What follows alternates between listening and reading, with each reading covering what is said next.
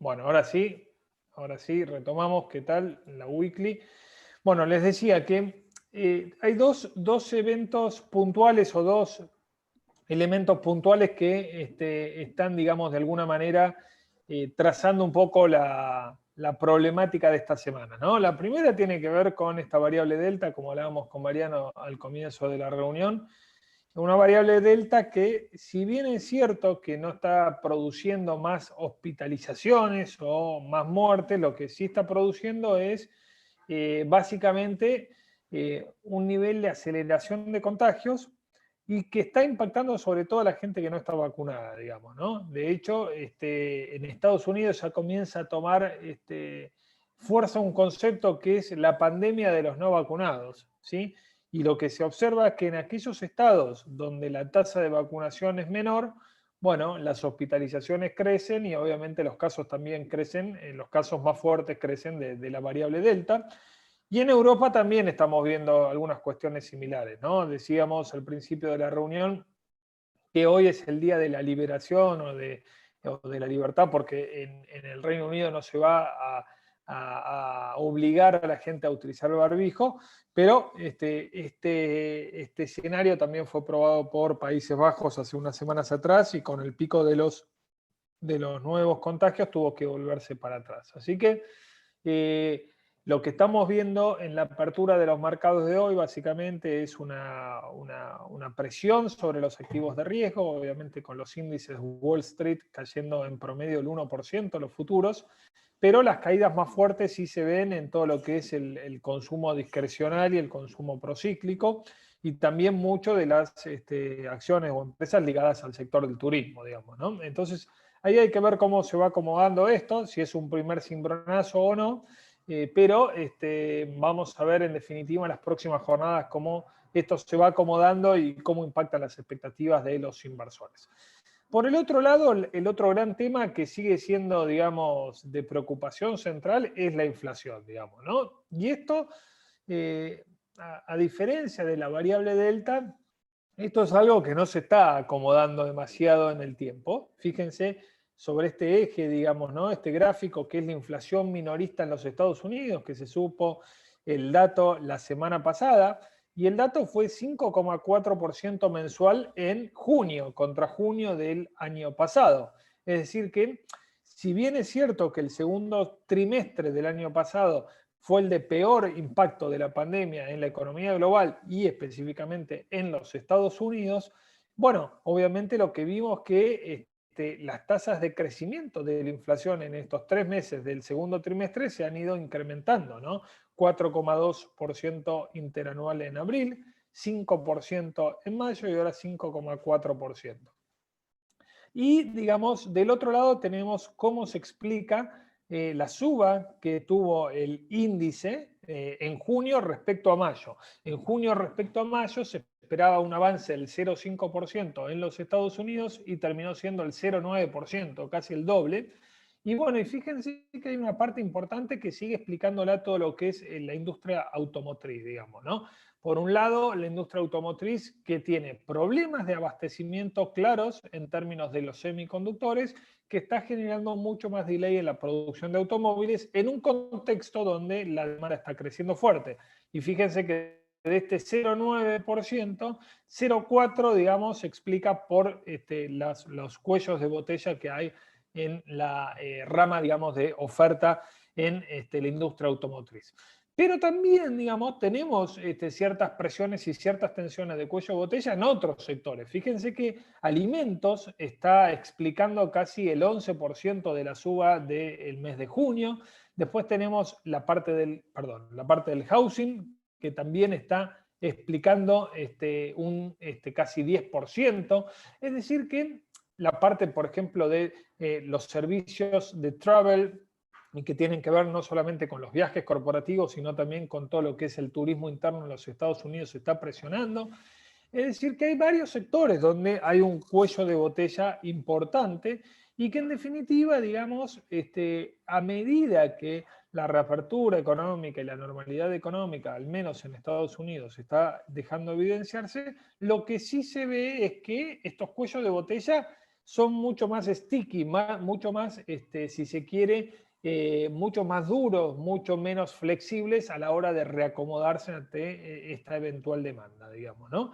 Y adicionalmente, muchas de estas cadenas productivas dependen de procesos productivos que se dan por fuera de los Estados Unidos y en mucho de ello está vinculado sobre todo a Asia, y en Asia estamos viendo un resurgimiento de los casos del COVID. Por lo tanto, digamos, bueno, ya comienza a percibirse que esto que señalaba Jerome Powell como la transitoriedad de la inflación, bueno, la secretaria del Tesoro, Janet Yellen, claramente dijo que vamos a tener que convivir con tasas de inflación altas por muchos meses más, digamos, ¿no? Y ahí está el gran debate sobre qué hacer. Efectivamente, si bueno, la Reserva Federal tiene que capitular e ir cambiando el discurso respecto a eventualmente lo que ocurre con la realidad de los precios o no, digamos, ¿no? O seguir siendo paciente, seguir permitiendo tasas de inflación muy por encima de este 2% promedio de largo plazo que tiene y tratar de controlar las expectativas de anclaje inflacionario. Por ahora, yo diría que a pesar de que en el corto plazo, digamos, los índices inflacionarios, tanto el core como el índice general consolidado, son muy grandes, por ahora las expectativas se mantienen ancladas de largo plazo. Y esto es, fíjense que surge de la inflación promedio anual esperada para los próximos 5 años, que surge de la diferencia entre los bonos ajustados de la inflación y la tasa nominal. Y es una tasa de break-even de inflation rate del torno al 2,52%. Esto es lo que está esperando el mercado para los próximos 5 años de tasa de break-even. Y cuando vamos a la de 10 años está en 2,33. Fíjense que tanto el de 10 como el de 5 estuvieron por encima incluso de lo que están ahora en abril, antes de conocerse el primer dato de inflación fuerte que tenía un impacto real con la reapertura económica. Entonces, claramente, digamos, el mercado por ahora le cree, no sé hasta cuándo, digamos, pero por ahora le cree a Powell. Sin embargo, ya se empiezan a escuchar voces muy, muy claras a favor de que este proceso inflacionario, digamos, va a empezar a deteriorar en el margen el crecimiento económico y adicionalmente va a requerir un tightening mucho más acelerado de la Fed. Fíjense, por ejemplo, esto es las estadísticas que elabora Wells Fargo para sus clientes. Fíjense que Wells Fargo ya está esperando, ¿sí?, que la tasa de 10 años, ¿sí?, para el tercer trimestre, que hoy está a niveles de abajo de 1,40, niveles de 1,35, bueno, esté en promedio en 1,8% en el tercer trimestre y en el cuarto trimestre en el 2%. ¿Sí? Para terminar el año en un promedio de todo el año en 1,75 y el año que viene lo pone en 2,18. Obviamente que son proyecciones promedio, pero claramente nos dicen algo. Yo diría que tendríamos que tener bastante cuidado con el posicionamiento en bono del Tesoro americano en este momento. La verdad es que en niveles de 1,35 de tasa, con una inflación que no sabemos hasta dónde va a llegar esta presión alcista transitoria, bueno, claramente es algo que hay que monitorear muy de cerca y los riesgos, la balanza de riesgo-beneficio se van inclinando más hacia los riesgos que a los beneficios. Además, fíjense que para la Core Consumer Price Index, que es la inflación core, el Banco Wells Fargo está proyectando 3,6% promedio en el tercer trimestre y 3,8% promedio en el cuarto trimestre. Esto es casi en el último trimestre del año, lejos de desacelerarse, se va a acelerar la inercia inflacionaria. Y de hecho proyecta para todo el año en curso 3,1, pero para el año próximo una inflación core del 3%. Y esto sí que difiere con respecto a la Reserva Federal, que señala que la inflación se iba a ubicar en el 2,2%. Sin embargo, Wells Fargo señala acá que la tasa de referencia de la Reserva Federal se va a mantener en la zona del 0,25%. Es decir, que el tightening podría venir por la restricción de liquidez y de las compras que hace de ETF, de bonos privados y de bonos del Tesoro en el mercado y no por suba de tasa de interés. Que creo yo que ese va a ser el primer tightening. ¿Sí? Ese va a ser el primer tightening y la Reserva Federal va a tener que ser lo suficientemente inteligente para dar un guidance, una señal hacia el futuro de cuándo y cómo va a comenzar a retirar el estímulo monetario sin tocar la tasa de interés de referencia, ¿sí? Fíjense que el mercado, si bien está anclada todavía la expectativa de que de largo plazo la inflación no va a ir mucho más del 2,5%, como vimos anteriormente, el mercado ya para fin del año que viene, digamos, y acá sí challengeando un poco a la Reserva Federal, que la Reserva Federal señaló que recién va a haber ajuste de política monetaria en términos de tasa de interés recién en el 2023, bueno, está challengeando aquí y el mercado ve para fines del año 2022, yo sé que falta una eternidad, pero son algunas cuestiones que mira el mercado y después se adelanta a las tendencias de los activos de riesgo, ya está dando un 40% de probabilidad de que la tasa se ubique entre el 0,25 y 0,5% y un 20% de probabilidad de que esté entre el 0,5 y el 0,75%. Es decir que está mucho más disperso y ahí no hay tanto consenso respecto a la tasa de interés de cortísimo plazo en los Estados Unidos. ¿Cuál es la buena noticia? Que por el momento el consumidor norteamericano no se achica. Es decir, la semana pasada tuvimos datos de inflación, pero al mismo tiempo tuvimos el dato de venta minorista. La venta minorista, como sabemos, la economía norteamericana, 2/3 de la economía, de la actividad de esa economía se mueve por el consumo y esto es un, digamos, esto es un buen, digamos, parámetro de que al menos en términos de actividad económica la inflación no está quitándole momentum, ¿sí? El mercado esperaba una retracción de 0,3% mensual y vino 0,6% positivo las ventas minoristas, con una fuerte, digamos, ¿sí? Una fuerte reactivación en los sectores más discrecionales. Fíjense que alimentos y bebidas, en mercancías generales, es decir, este consumo discrecional, fíjense en restaurantes, creciendo 2,3%, gasolina 2,5%, esto porque hay más movilidad, más viajes, más turismo interno y obviamente más precio de la gasolina. Y fíjense que en indumentaria, en otros activos también tuvimos fuertes subas, aunque no tiene un impacto tan directo en lo que es el valor total, digamos, de las ventas minoristas. Pero es una buena noticia. Y esto sí nos obliga, digamos, a estar mucho más sticky con esa proyección de lo que es el 7% del PBI que puede crecer Estados Unidos durante este año. Así que por el momento todavía el consumidor avala la suba de precios porque tiene dinero que fue, digamos, recaudando a lo largo de distintos planes de ayuda que recibió del gobierno federal durante lo peor de la pandemia. ¿Cuál es el escenario base de aquí para adelante respecto a la inflación? Bueno, así como yo les dije que la inflación, digamos, es producto de la cantidad de dinero emitida más esa demanda reprimida que hay y la normalización de la economía, hay algunos factores que nos permitirían, digamos, pensar de que la inflación puede moderarse de acá a fin de año, ¿sí? Y sobre qué, digamos, factores debemos pararnos. Uno muy importante es lo que ocurrió el fin de semana, que finalmente hubo un acuerdo entre la OPEP y la OPEP Plus, ¿sí? Para acordar un aumento de la producción de barriles de petróleo de 400.000 barriles diarios, ¿sí? A partir de agosto, y esa cifra es incremental para los meses subsiguientes para llegar a fin del año que viene, ¿sí? Del año 2022, con la restitución total del 5,8 millones de barriles diarios recortados durante lo peor de la pandemia.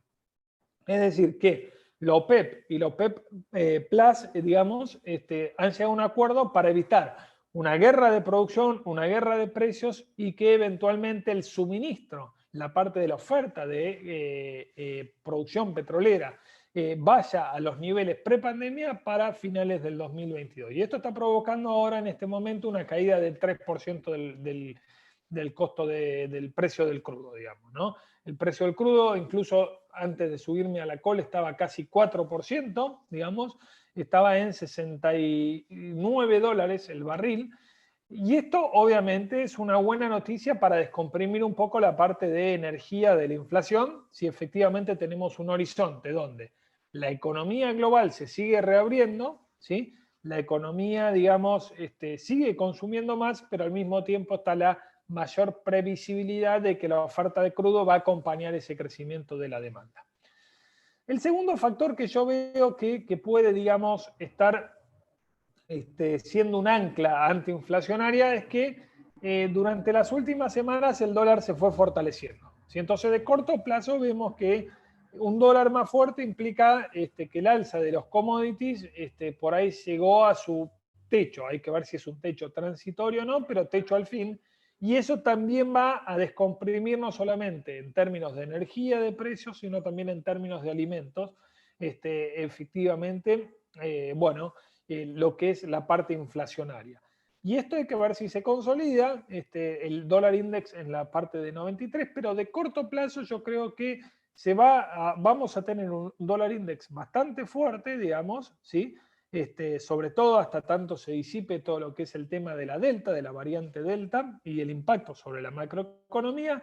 De mediano y largo plazo es otra historia, porque es Estados Unidos quien ha, digamos, emitido moneda y quien ha incrementado su déficit tremendamente, y hoy la relación de deuda PBI de los Estados Unidos está en torno a 125-130%. Entonces, de corto plazo sirve como cierta ancla antiinflacionaria. Vamos a ver en definitiva cuál es la duración final de esto.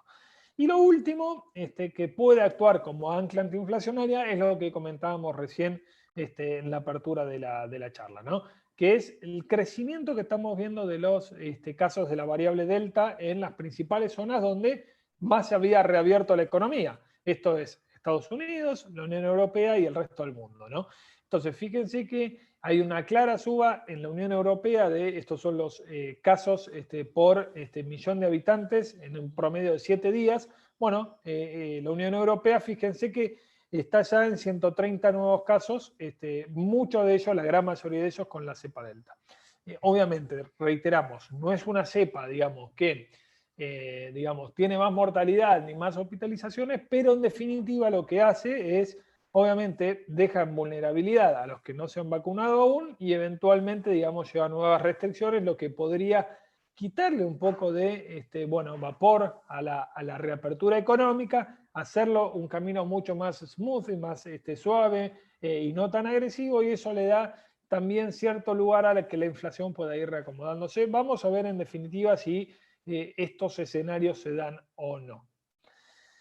Esta semana tenemos también un tema importante, que es que el Banco Central Europeo tiene su reunión de Comité de Política Monetaria, y algunos especulan, esto es específicamente el día jueves, y algunos especulan con que el Banco Central Europeo va a ir hacia un esquema donde va a dar algún lineamiento de comenzar a hacer un retiro de los estímulos monetarios, o al menos dejar de seguir inyectando mediante compras tan agresivas de bonos. ¿Sí? Fíjense acá cómo las compras durante la pandemia, que es esta línea violeta, se incrementó tremendamente, dándole liquidez, pero obviamente lo que vemos es que el grado, digamos, de inyección de liquidez, si bien fue importante, fue menor a su par norteamericano. Esto le permitió al euro ir de niveles de 117 hasta casi 123, y ahora con la última, digamos, apreciación del dólar a nivel global, el euro está en la zona de 1,17, digamos, ¿no? Es importante de vuelta para mí lo que ya hay evidencia empírica. El Banco Central de Japón ya lo está haciendo, el Banco Central de Canadá ya lo está haciendo, digamos. Hay la parte del tightening de la política monetaria, los principales bancos centrales del mundo, viene en una primera instancia por el recorte de la inyección de liquidez que hacen en la compra de bonos en el mercado secundario, ¿sí? No va a venir por la suba de las tasas de interés. Y eso ya está en Japón, ya está en Canadá. Vamos a ver si comienza a darse en el Banco Central Europeo, y claramente ahí, digamos, la ecuación que falta despejar es la de la Reserva Federal. Si comienza a restringirse la liquidez, cuidado con esto, ¿sí? Tengamos cuidado con el siguiente gráfico. Esto es el margin debt, es decir, el apalancamiento que hay en el mercado. Fíjense, los niveles de apalancamiento están en su récord histórico. es decir, de posiciones long con apalancamiento, están en récord histórico, así que tengamos mucho, mucho cuidado porque esto puede ser un detonante de alguna corrección fuerte de los mercados, porque hay un margin call muy grande cuando el apalancamiento así lo es y comienza a revertirse, al menos transitoriamente, el ciclo de suba en los mercados financieros. En términos del resto del calendario económico, no hay demasiados datos importantes. Sí tenemos en Argentina el día miércoles el estimador mensual de actividad económica y la balanza comercial, y como les dije, la decisión de política monetaria en el Banco Central Europeo. Donde sí hay muchos datos es en el calendario corporativo, muchas cositas para ir viendo durante esta semana, sobre todo muchos de los activos que hemos estado posicionados en algunos portafolios. Por ejemplo, al cierre del mercado de hoy tenemos el balance de IBM, mañana como el más relevante de todos, Netflix. Netflix que también, digamos, está, digamos, tratando de poner un pie en la industria del gaming, ¿sí? Así que ahí vamos a ver si hay novedades, pero también mañana tenemos United Airlines, tenemos Halliburton, después tenemos el miércoles Coca-Cola, Johnson, Verizon, tenemos antes de la apertura, después tenemos Texas Instrument después de la apertura, el jueves tenemos a AT&T, a Intel, tenemos a Twitter, Snap, tenemos después el día viernes American Express. Bueno, tenemos una agenda muy, muy cargada, ¿sí? Y esta es la agenda corporativa de la antesala de la próxima, que será el turno de las principales, digamos, empresas tecnológicas del mundo. Así que vamos a tener mucha acción por parte del nivel corporativo, no tanto por parte de los indicadores económicos. Rápidamente la región y la Argentina. ¿Qué está ocurriendo en la región? En la región, bueno, claramente se aceleró la vacunación, ¿sí? Se aceleró al menos, no la vacunación total, sino la vacunación con una dosis. Fíjense que aquí, bueno, Chile y Uruguay tienen a casi el 70% de la población con al menos una dosis.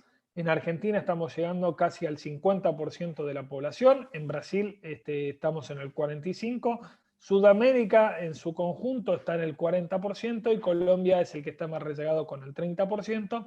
Ahora la situación es un poco más distinta cuando obviamente vamos a las dos dosis. En las dos dosis, Chile y Uruguay casi 60% de la población tiene dos dosis.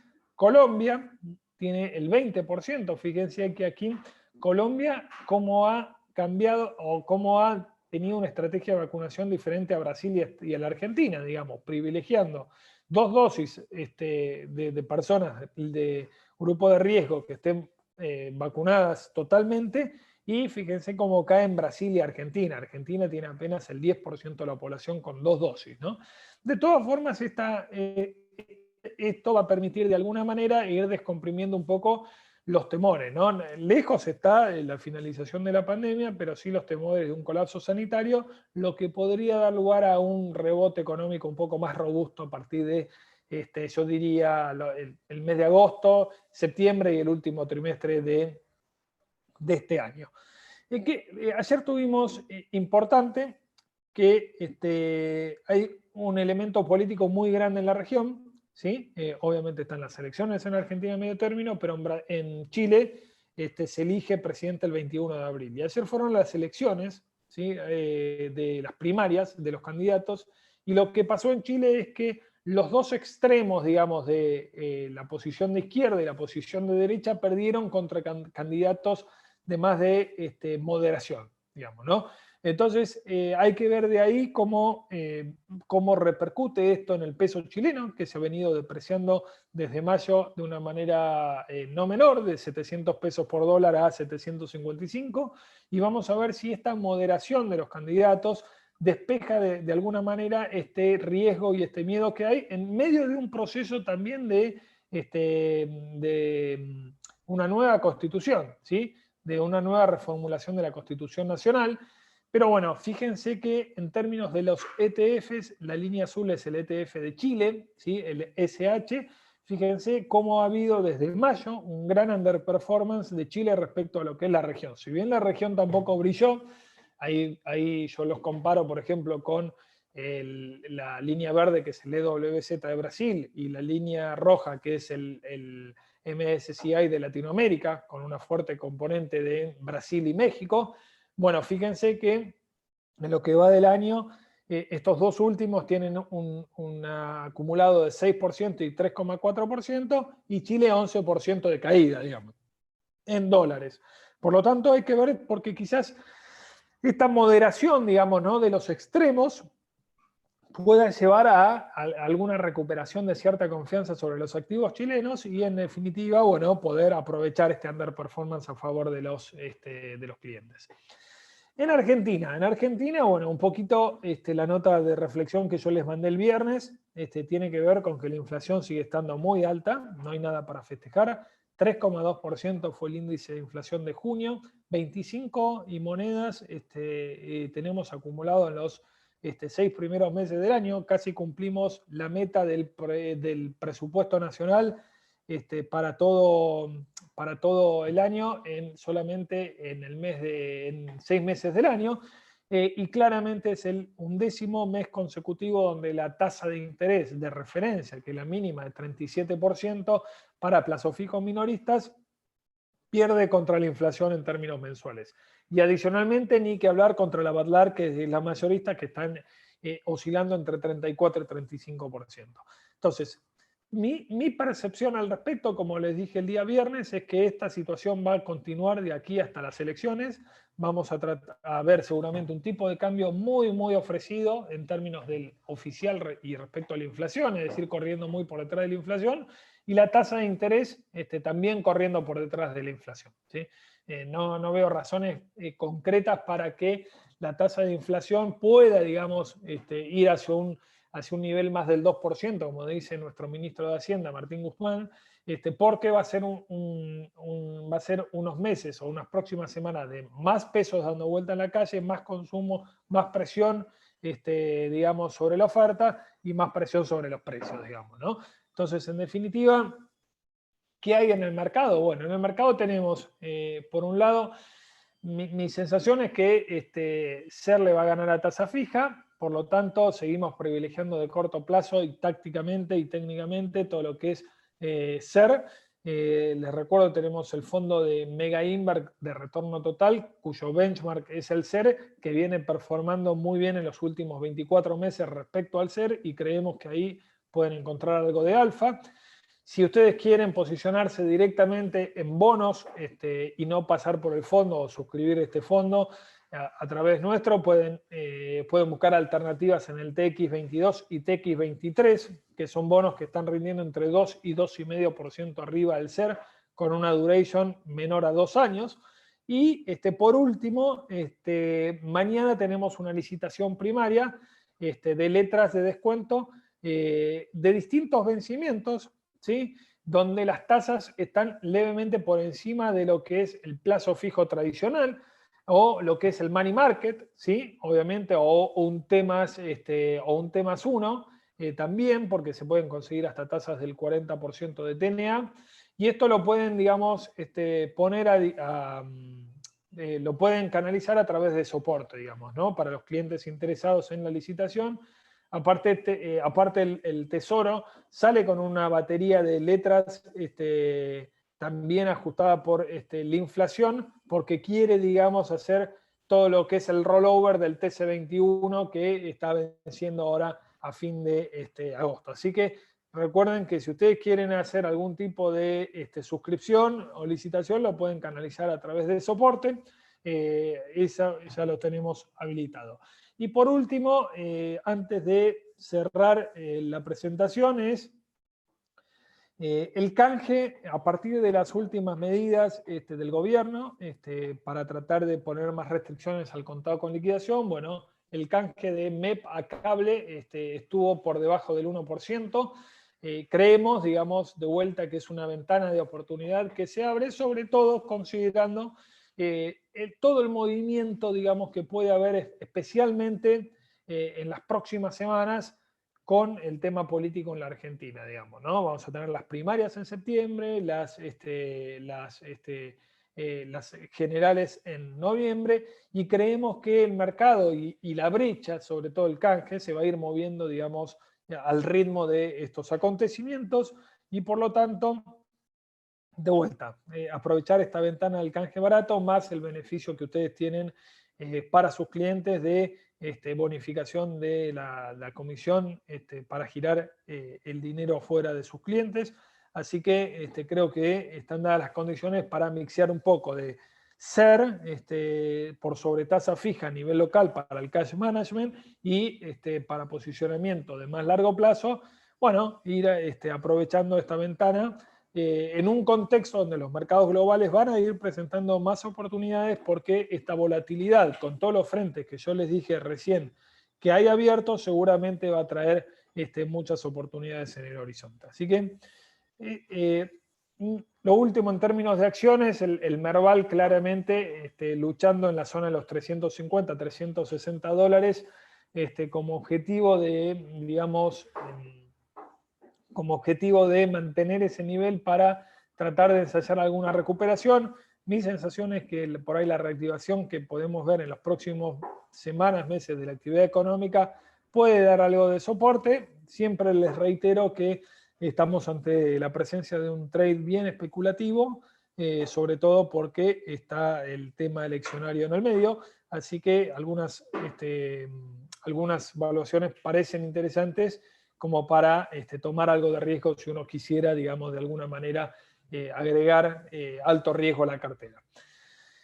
Esto es lo que tenemos por hoy. No sé si, Mariano, querés comentar algo más sobre las cuestiones que rigen de beneficios comerciales antes de pasar a las preguntas que tengan los asesores en el día de hoy. Dale, buenísimo, Diego. Sí, no, básicamente no dejen de ver el fondo, comentaba Diego, para ver, digamos, de incorporar las carteras, para poder, digamos, traquear el serie y ganarle, y seguir bien de cerca la brecha entre MEP y cable para aprovechar el beneficio, ¿no?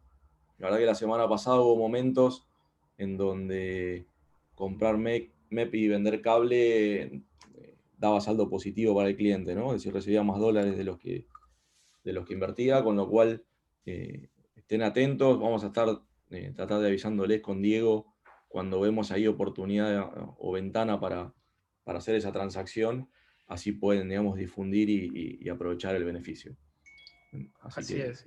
Y una cuestión adicional respecto a fondos es, recuerden que los fondos de Galileo permiten suscribir con MEP, y si tenemos este viento de cola por ahí para la región, impulsado por una mejor vacunación, digamos, quizás ahí también tenemos la posibilidad de aprovechar alguna cuestión adicional en términos de compresión de spreads en algunos países que, bueno, habían tenido algunos problemas, sobre todo en la primera mitad del año. Así que, bueno, ahora pasamos a las preguntas, como quieran hacerlas ustedes. Si las quieren hacer a través del chat, ningún problema. Si quieren abrir micrófono, también están invitados a hacerlo. Si querés, Diego, te paso la primera de Martina. Dale. Hola, Diego, bueno, te agradece por la presentación. Y ahí te consulta si sugerís aumentar de forma considerable la liquidez para las carteras que están invertidas en el exterior. Yo creo que, a ver, no sé si de forma considerable. Si son activos que uno invirtió para el largo plazo, obviamente pueden sufrir de corto, pero van a estar, van a estar, digamos, con buenos fundamentos. Hacer un market timing de toda la cartera es muy difícil. Sí, por ahí me parece lógico tener entre 15 y 20% de liquidez afuera, sobre todo si hay en activos que uno ya tiene ganancias, como para aprovechar esta volatilidad que vamos a ver. Que claramente, digamos, también va a depender mucho de la temporada de balances corporativos. Yo creo que vamos a tener una buena temporada de balances corporativos, y me parece que la volatilidad que vamos a tener va a traer oportunidades, y para aprovecharlas hay que tener algo de liquidez. No desarmar toda la cartera, pero sí algo de liquidez me parece algo razonable, Martina. Bien, buenísimo. Después te paso, Diego, otra de Germán. Si ves un buen driver para bancos, si la Fed reduce la compra de bono a 10 años y se pisa, digamos, la tasa de un año, ¿no? Sí, a mí en líneas generales los bancos ya han presentado sus balances, en líneas generales fueron muy buenos y creo que están haciendo un gran trabajo, sobre todo en un contexto donde el margen de intermediación que tienen es muy bajo, digamos, ¿no? Con estas tasas. Así que si hay ese movimiento, Germán, de que la Fed deja subir un poco la tasa de 10 años y plancharlas de corto, me parece que es saludable porque eso te da más margen de los créditos más de mediano y largo plazo para los bancos. Yo los veo bien, los veo como algo defensivo, no están apalancados, no están, digamos, insolventes, van a aumentar sus dividendos. Obviamente que son apuestas procíclicas, pero en el caso de lo que es Estados Unidos, creo que por el momento la actividad económica no está corriendo ningún riesgo y eso es positivo para los bancos. Excelente. Te paso otra de Julián. Bueno, te agradece por la presentación y por la información. Y la pregunta es, ¿qué sugerís hacer para los casos de clientes que tienen dólares cash disponibles?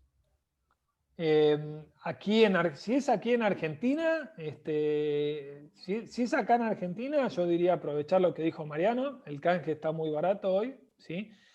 Sobre todo si son fondos que uno no los va a utilizar de mediano y largo plazo, digamos, en el corto plazo, perdón, si es para el mediano plazo. Entonces, creo que ahí es interesante aprovechar ese canje. Si el cliente quiere tener algo de dólares acá, porque eventualmente los va a tener que usar de aquí a fin de año, alguna parte de ellos, entonces me parece ahí que lo razonable sería ir a alguno de los fondos de Galileo. Hay dos fondos, uno que tiene muy baja volatilidad, con una participación importante en bonos chilenos y en bonos americanos. Así que creo que esa sería la estrategia, digamos, ¿no? Básicamente, aprovechar canje barato si es para invertir de largo plazo, si no, fondos si es para invertir acá de corto plazo. Bien, excelente. Pues Juan Manuel también agradece por la presentación y consulta si crees que las empresas value pueden llegar a tener una pausa en este contexto. Puede llegar a tener una pausa, Juan, en la medida de que se comprometa fuertemente el tema de la reapertura económica. En términos de evaluaciones, creo que siguen estando bastante atractivas, digamos, ¿no? Obviamente hay que ser selectivo, pero creo que siguen estando atractivas. Creo que en un escenario de recesión o de suba de tasas de interés, las empresas growth que no generan ganancias son las que más van a sufrir. Entonces esperaría las oportunidades, pero las value se pueden llegar a tomar un respiro, pero el contexto a nivel de la macroeconomía por ahora no está demasiado complicado como para pensar en un cambio de tendencia. Bien, Acá hay buenísimo. una para vos, Mariano, de Sí. Fabián. Fabián dice, respecto a los fondos, ¿cómo son las comisiones para el asesor, Mariano? Sí, perfecto. Bueno, las comisiones, digamos, se aplican las que, digamos, tenemos según, de acuerdo al contrato vigente, pero está vigente la promoción del 100% de rebate para todas las cuentas, digamos, que se abran durante julio. Y si fue durante junio también, hasta fin de año. Así que eso está vigente, Fabián. Cualquier consulta, duda, de última, lo podemos ver por privado, ningún problema. Bien. Buenísimo, buenísimo. Acá Milce nos pregunta, en caso de tener posiciones abiertas en acciones argentinas, lo mejor es esperar la recuperación del Merval. Sí, lo mejor es esperar, obviamente, que yo dentro de lo que es el Merval, hay, digamos, distinto comportamiento. ¿Sí? A ver, utility lo veo muy complicado. O sea, el único impulso que puede ser utility es una derrota del oficialismo muy importante, que incluso me imagino que radicalizará la postura y no veo subas de tarifa violentas, sinceramente. Lo que podríamos sí decir es que industria y construcción es lo que más está, digamos, traccionando positivamente en esta reactivación. Petróleo podría ser algo interesante también. Estoy siguiendo de cerca el CEDAR de Vista Oil, que me parece que buenos números, buenos márgenes y se está reactivando ahí en vaca muerta bastante. y eventualmente financieras para tener algún trade especulativo, digamos, ¿no? Pero utilities es lo que no veo con mucho recorrido desde la política oficial. Así que, bueno, ahí por ahí alguna reacomodación de las carteras se puede hacer, digamos, ¿no? Sí, ahí Diego, si querés, si tenés alguna recomendación sobre corporativos, ¿no? Todo lo que es la deuda corporativa. Sí, corporativo, bueno, ahí un poco, a ver, la verdad es con los soberanos rindiendo cerca de 18-19%, yo corporativo de riesgo alto, digamos, abajo del 10% no me siento tan cómodo. Sí, yo me sentiría mucho más cómodo cómodo con riesgos que sean bajos, como un Pan American Energy, como un Tech Petrol, como un Vista Oil incluso, ¿sí? Pero bueno, después tenemos otros riesgos que están, otros corporativos, que otros créditos que están en niveles de 8, 9, 10 que vienen comprimiendo spreads. Ahí no sé si me sentiría tan cómodo. Preferiría ir a un fondo de obligaciones negociables más que a un corporativo puntual si estamos buscando esa tasa, digamos. ¿Sí? Está perfecto. Bien. Acá Leandro dice, en IBKR no está disponible BXX, ¿es posible incorporarlo? Sí, el BXX, para quien no lo conoce, el BXX es un ETF que apuesta a la volatilidad, al índice VIX. La correlación entre el VIX y el BXX no es tan directa, digamos, ¿no? O sea, cuando uno tira el gráfico, después yo se lo voy a compartir, digamos, por el canal de Research, como para que lo tengan, no es tan directa. Y el BXX lo que no se muestra, tengo entendido, porque la forma de hacerlo es un sintético que opera con futuros y con call y puts del VIX. Y esto, digamos, se necesita una margin account y no una cash account. Por eso no lo tenemos disponible. Eso, el permiso lo tiene que gestionar cada cliente en el portal de IBKR para que puedan operarlo, ¿sí? Pero si quieren jugar a la volatilidad, quizás hay otras alternativas mejores, como por ahí, digamos, no sé, algún inverso del S&P 500 o inverso de los bonos del tesoro. Así que ahí hay otras maneras de jugar sin tener que habilitar eso. Bien, perfecto. Ahí Guillermo nos consulta alguna recomendación en ETF, digamos. No sé, sí, vi la pregunta de Guillermo, no sé de qué ETFs en general. Ahora, en estos contextos, para pasar, si se quiere, para pasar un poco esta volatilidad, ir a lo defensivo. El XLP de consumo básico, ¿sí? Creo que está muy bien. La baja del XLF del sector financiero, si se profundiza esta semana, también podría ser alguna alternativa. Y si no, ir al sector de utilities o de salud, como es el XLU o el XLB, de corta, que pueden ser, digamos, defensa en estos momentos de mayor volatilidad. Perfecto, excelente. Bueno, Abel, bueno, excelente presentación como siempre. Bueno, comenta lo que vos, digamos, hablas sobre obligaciones negociables. Como comenta Milce, notó baja en la TIR significativa de Onejar dólar de Geneia y Vista a un 3,5 cuando no bajaba del 6,5, incluso RPC2 del 10,5 al 9, un poco ratificando lo que comentabas vos. Si estimás, bueno, oportuna la venta de toda la cartera de ON debajo de un 6% de TIR y quedar líquido o pasar o hacer, digamos, un swap contra otra ON como celulosa que está rindiendo un 14%. Yo con esas ONs de doble dígito, digamos, no me siento sinceramente muy cómodo. Sobre todo porque si tenemos un evento de estrés financiero, se complica la liquidez, ¿sí? Entonces, prefiero, basándome en el track record, por ejemplo, del fondo de Galileo, el Galileo Income, que tiene casi 8% de TIR, digamos, ¿sí? De track record, si bien sabemos que rendimientos pasados no garantizan rendimiento futuro, me sentiría más cómodo ahí, digamos, ¿sí? Pero bueno, es una decisión muy personal del asesor y obviamente que conoce mucho más a su cliente, ¿sí? Pero tengan en cuenta eso, que digamos hay muchas empresas que tampoco tienen los dólares necesarios para repagar eso y ese es un riesgo estructural que no podemos obviar, digamos. Excelente. Si querés, la última de Fabián, así los liberamos y pueden seguir con la actividad. YPF cayó mucho luego de, bueno, de que Argentina fue, digamos, bajada de categoría por MSCI. Si la ves recuperando valor.